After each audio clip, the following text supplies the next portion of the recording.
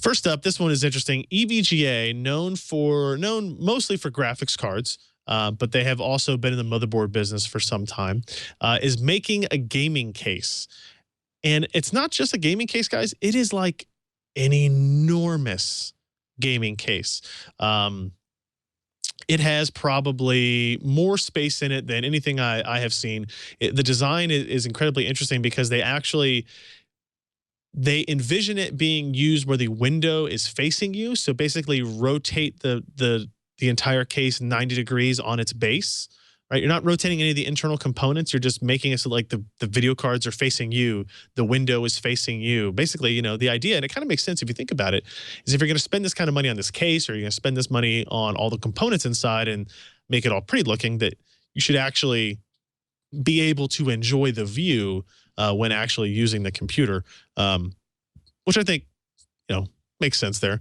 It's got, you know, clever little things here for, you know, hiding all the cables coming out of the back so that when you do have it rotated 90 degrees, it still looks clean and they don't have to do anything dramatic in terms of internal hardware.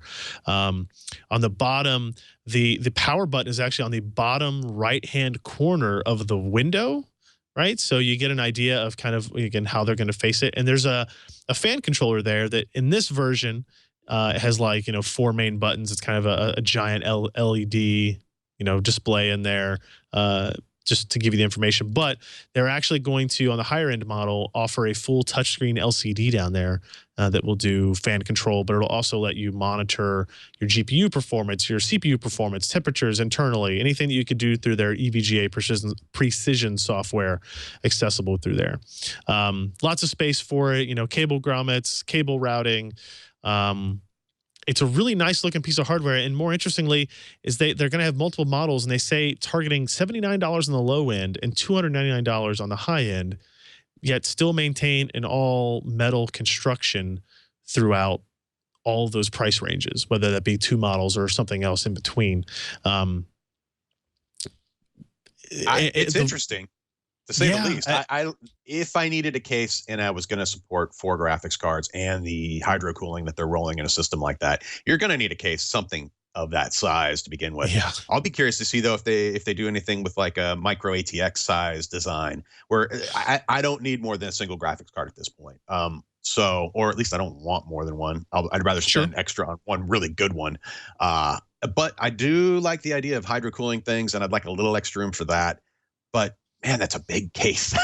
It's just a giant system. So, but if you're rolling four GPUs and the cooling to do it all, yeah, you're going to need that kind of space, and the design looks fantastic. So, is the lack of, there are no optical bay capabilities on this case, does that ruin it for you?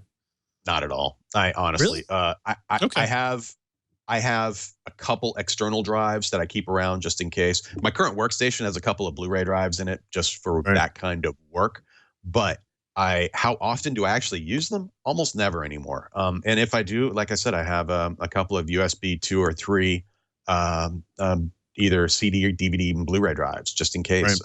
I've kind of just moved them to external products anyway, because if I'm not using them in my desktop, and I don't think I'll ever buy another notebook again that has an integrated optical drive. Agreed. So I'm, you know, it's one of those accessories that I find, sure, I might have a few of them still laying around, but do I actually use them very often? No.